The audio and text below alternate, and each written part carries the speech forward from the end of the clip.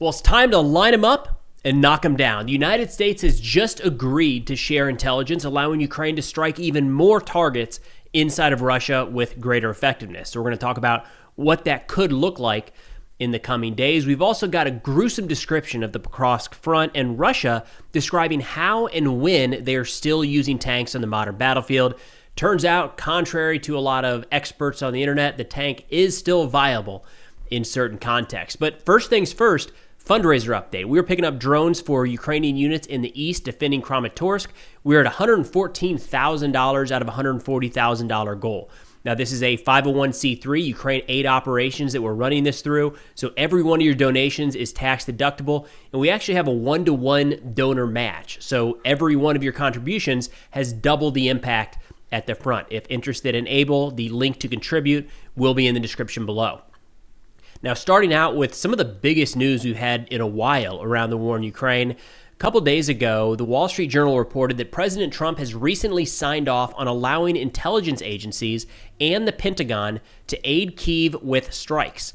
U.S. officials are asking NATO allies to provide similar support. They say the expanded intelligence sharing with Kyiv is the latest sign that Trump is deepening support for Ukraine as his efforts to advance peace talks have stalled. They say it is the first time that the Trump administration will aid Ukrainian strikes with long-range missiles against energy targets deep inside of Russian territory. They say while the U.S. has long assisted Kyiv's drone and missile attacks, the intelligence sharing means Ukraine will be better able to hit refineries, pipelines, power stations, and other infrastructure far from its borders, with the goal of depriving the Kremlin of revenue and oil to sustain its invasion. They add that the U.S. is also weighing deliveries of Tomahawks and Barracudas and other American-made ground and air-launched missiles that have ranges of around 500 miles. No decision on what to send, if anything, has yet been made. So a couple key notes there. First off, the possibility of using U.S. or Western-made munitions to strike targets deep inside of Russian territory. That by itself would be a significant move. But most notable here is that we would be directly assisting Ukraine in the dynamic targeting of key Russian infrastructure. Now, the targeting process is complex, and it's not rocket science to be able to look at Google Earth and say there is a oil refinery and plug those coordinates in to a long-range drone and carry out that strike. But to actually have consistent, effective effects on target, it does take quite a bit more intelligence. That seems to be what the United States is stepping into now and asking our NATO allies to do the same.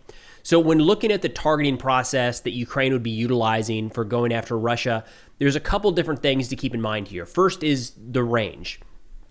Now, at the beginning of the war, this was something that Ukraine was entirely dependent on Western munitions to strike beyond, say, 300-400 kilometers. But we have seen over the course of the last couple of years that Ukraine has developed themselves long-range strike munitions that can hit Russian targets 700-plus kilometers behind the line of contact. So Ukraine has solved that to a degree. They no doubt would love to get their hands on some advanced U.S. weaponry, things like the Tomahawk, that are not just able to carry out strikes at that distance, but also carry a significant payload, bigger boom at a longer distance. Now, Ukraine has developed and recently tested their Flamingo cruise missile that has an even bigger warhead than the Tomahawk, so that's something to consider here as well. Then when getting into the targeting, again, you're looking at static positions, so a bridge or a transportation hub, a factory, a logistics depot, things like that, oil refineries. They don't move. So if it was there yesterday, last week, last month, or even last year, safe to assume that it's in the same place today. That doesn't take advanced military targeting to carry out, and at baseline, Ukraine has been able to utilize that for some time.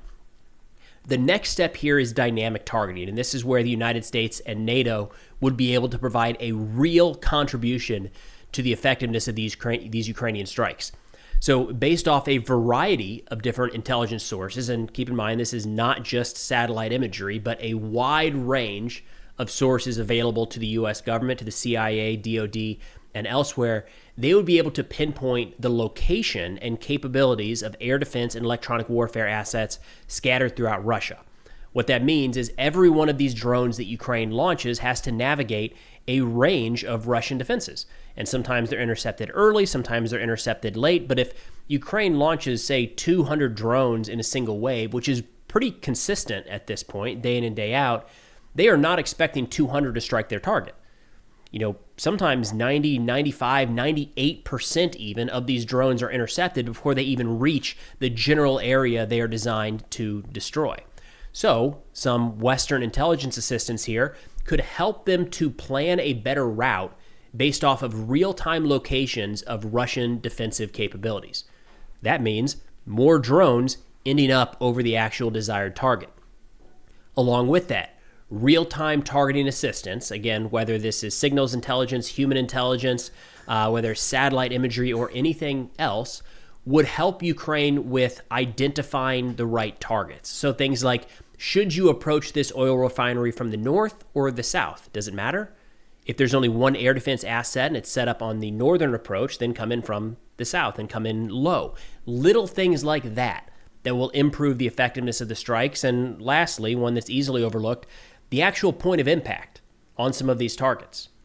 Some of this real-time intelligence, Ukraine will now be able to understand which targets have nets over them. Are those nets actually going to do anything? What type of drones could those defend against? What are the soft points in the protection around some of these oil refineries, and what key areas can they hit and go after with 1, 2, 3, 12 drones where that single point of impact could bring that refinery down for weeks, months, or even years.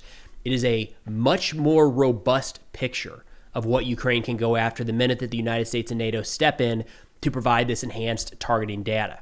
Now, the Russian response was by and large, who cares? Two majors said, quote, "The United States has previously regularly provided satellite intelligence across the entire territory of Russia. In this case, it is about providing operational targeting for strikes with long-range weapons, as has been done in the past, when they effectively targeted Russian sites with Gimler's missiles, that's coming from the HIMARS, in real time. Notably, amid this, the transfer of Tomahawk missiles to Ukraine is already being publicly discussed." Again, something that I think is being overlooked here, real-time dynamic targeting of moving assets on the battlefield is one thing. That is something the United States and NATO is very good at. Ukraine is getting a lot better at, but they no doubt do not have the robust resources available that NATO or the U.S. has at their disposal.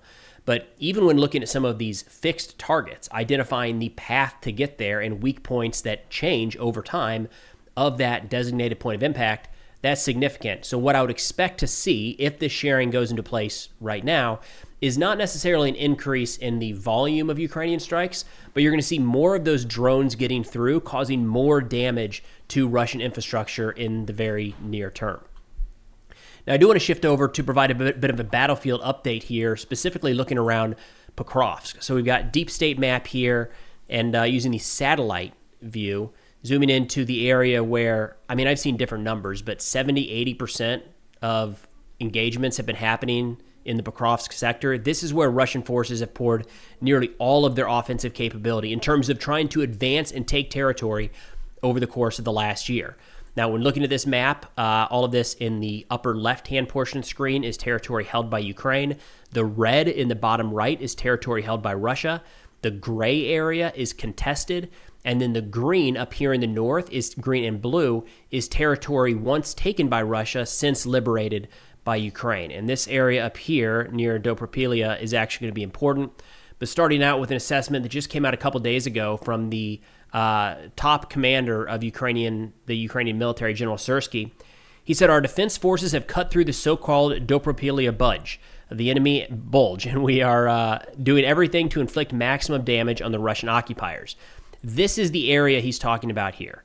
Remember, about a month ago, Russian forces were able to kind of push through. And then over the course of a couple weeks, we saw a number of Ukrainian forces come down, sever these land routes, and start to clear it of Russian forces. Now, don't be gaslit into hearing people on the Russian side say they don't exist. There's nothing there. The Russian forces are not, in any dire situation at all. They are there. I don't know how else to say this. In fact, we'll pull up a map here from Wargonzo, a prominent Russian mill blogger. This is his map as of today. It's like right now, the same day I'm looking at the other map, this is October 4th, 2025. This is the pocket here, Dobropilia. And you'll see that he has a couple different sectors where he is marking Russian advances, like a Russian attack happening here near Kucherov Yar. So to go back to this map, if there's a Russian attack happening here, there must be Russian forces there. You see, so even Russian sources are saying there are Russian forces in this area to the north. Now, continuing on with Sirski's assessment, he says, overall, during the counteroffensive operation in the Pokrovsk district, 177.8 square kilometers have been liberated and 198.9 square kilometers cleared of saboteurs. And that's this general area that he's talking about here. So it's a mixed bag. Those areas did fall to Russian forces. They were not held by Russia long enough to really reinforce and dig in. So this is not anywhere near tackling some Russian defensive fortifications in other areas, but they have been cleared by all accounts. He goes on to list the number of Russian assets and resources that have been destroyed. He says 3,320 Russians were eliminated in this area, 1,864 that were killed. The rest are either still fighting, captured, or wounded. Now, sticking with the situation at Pokrovsk, this, again, has been the focus of Russian offensive operations for more than a year now, and the city is not falling. It's still being held, and the Russians are still advancing in a couple different areas there, and they're suffering a lot of losses, to put it simply. And the videos confirm this. When you watch Telegram videos coming out from either side showing the advances around Pokrovsk, it is burned out vehicle after burned out vehicle. There were people in those, and then trench lines or advances to Pokrovsk just littered with bodies. And those are the Russians advancing. And I'll pull up the map here again with our date on the side so we can see how this changes. This is one of those situations when you come in here near Pokrovsk, and you'll have people say, well, the Russians are advancing. And technically, yes, they are moving in that general direction, but at a crazy cost and at a slow tempo. So this is October 4th, 2025. Let's go back. We'll go back 2 months. How about at the beginning of August? Do you see how much that changed? If you blinked, you might have missed it. So this is August to October. We have to zoom in further than this to really see any significant changes. And to that end, we have a statement here from a Ukrainian soldier fighting in that sector under call sign Berger, where he said, quote, I really don't have time to remember and process all of the dead Russians. They're here like locusts, dying from infantry, drones, mines, artillery, and often surrendering. But they keep coming and never end. There's almost no heavy equipment here. They just walk, destroying everything with cabs, guided bombs, and artillery. The fields are littered with dead Russians. The roads are strewn with corpses. Dogs are eating them. FPVs with napalm are flying into bushes with Russians. There are fires everywhere. Something is exploding and burning all the time, even in the rain. That's how it was in Severodonetsk. That's how it is now in the vicinity of Pokrovsk. It's very difficult here, but Pokrovsk stands. And it costs the Russians dearly every day. Once winter is over, it will be complete chaos. Advancing into the enemy's operational space in winter is a nightmare. So again, Pokrovsk has been very important for Russia. And look, I don't want to downplay this. It's been a very serious fight, a very deadly fight for the Ukrainian soldiers that are there, which is one of the reasons that we're participating in this current fundraiser to help provide drones to units there and elsewhere in the east that are facing down these Russian advances. And what we've seen in the last couple months is that Russia did find some new tactics to be able to infiltrate through some of these gaps in the Ukrainian lines and try to encircle areas like Konstantinivka, Pokrovsk, and elsewhere. So it's not as though Russia is at a dead halt, not by a long shot, but their continued assault around Pokrovsk is incredibly costly in terms of personnel. And one of the shifts to the use of more infantry, kind of assaulting in groups of 1, 2, 3, or 4, rather than armored assaults, has been noticeable, especially around Pokrovsk. We got an interesting assessment laid out by two majors, a Russian mill blogger a couple days ago, talking about this, the use of tanks on the battlefield, how they are and are not being utilized. He says by both sides, this is definitely more of a Russian tactic right now, just by the nature that Russia is on the attack and Ukraine is on the defensive. So when you're talking about offensive assault tactics, that's primarily coming from the Russian side right now. But two majors says at present, the use of tanks on the battlefield has not yet been exhausted. Both we and Ukraine use tanks similarly, meaning there are no large tank attacks anymore, but tanks are often used as armored vehicles to deliver assault groups. The tactic is very simple. A tank is driven, equipped with a mine trawl. Additional protection is welded on, mostly a heavy grill, equipped with a proper electronic warfare system. Infantry boards the turret as a landing force, and the tank moves forward, clearing the way in a mined explosive zone and already protected from FPV drone attacks. When we started seeing these turtle tanks come out a while ago, I feel like it was more than a year ago, this was the assessment, was it's not just extra protection for the tank, these are being used as armored personnel carriers. And there's a lot of different things we can read into these assessments from two majors. That makes it sound like there might be a shortage of armored personnel carriers if they're using tanks for that same capacity. And as he mentions right there, the infantry, they're not getting in the tank, right? You can only fit 3-4 soldiers, depending on the tank, inside the actual turret. They've welded this structure on the outside with the infantry mounting up there. And we've seen videos of how this has been utilized. It's not new, it's just being described in more detail here. In terms of the tactic, 2 Major says, approaching the line, it begins firing from the main gun, providing good fire cover for the dismounting and attacking infantry. This example proves to us why tanks are still being used in the battlefield based on the following factors: high firepower, high protection, direct suppression of enemy firing points during assault and covering their own assault troops, ability to effectively make passages through mine explosive barriers for subsequent position occupation. So they've got a big gun, they can utilize that, it's well protected, they can suppress Ukrainian positions, and then it has the ability to clear with this mine trawl some of these minefields for follow-on forces to come in. That's the only piece of this that kind of stands out to me. I don't know, it is difficult to layer certain types of mine trawls, they're heavy, on every vehicle. So the rest of that, though, lines up with your average infantry fighting vehicle, armored personnel carrier, which is, again, raising the question of, are you running out of those? Is there a shortage of those? Because, a BMP has high firepower, high protection to a degree. They can suppress enemy firing points. I don't know that we've seen very many BMPs outfit with mine rollers or mine trawlers. That might be the differentiation here. He says that many will say that motorcycles and buggies can be used, and that would also be correct, but they will not have the effects listed above, which means, you get these motorcycles, they are moving across quickly, but they lack everything else in terms of firepower, protection, suppression of enemy forces. He notes that it's also worth mentioning that from a closed firing position at long distances, the tanks can be used as artillery pieces. And this one, there's not a good argument for doing this, to be blunt. We're going to talk through it, but the bottom line here is that means that there is a shortage to some degree of artillery. He says the maximum firing range of a tank gun is around 9,500 meters. An experienced crew can hit a target with 3 to 4 shots.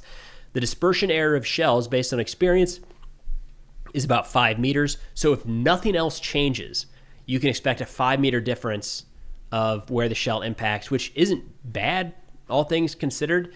But again, you're not getting the direct lineup. These tanks are not built for that. Technically, you could find a way to do it, but they're not built for that degree of precision at that range. He says there is a place for firing, especially if the unit is advancing on a force protected by good electronic warfare system that prevents the use of FPV drones. Then the tank, in this capacity, at upwards of 9 kilometers away, is trying to destroy the electronic warfare system, which is kind of small. And they said if they can't find it, because a lot of times these are hidden, they're not just sitting out there with a big sign that says this is our EW protection. He said this tank is used to suppress enemy infantry. Again, there is no use case to where this is like the path you want to go. 10 times out of 10, an artillery crew with an actual artillery piece and artillery rounds is going to be preferred to a tank in terms of the accuracy and the effectiveness of where those rounds blow up. If you're talking about the survivability and you need the ability to scoot and shoot, then you talk about tracked artillery. Again, using a tank in that capacity is kind of a last resort. It's not designed for that. It's a smooth... across the board, it is going to be less effective than an actual artillery piece. So to me, this means that there are more tanks available. Again, we're seeing it in a couple different situations. Tanks being used instead of armored personnel carriers or instead of infantry fighting vehicles, and now tanks being utilized in some cases instead of artillery. Kind of reads to me like Russia has a lot of tanks or more tanks available than are needed, not enough IFVs, not enough APCs, and maybe even not enough barrel artillery to cover the entirety of the front as they wish.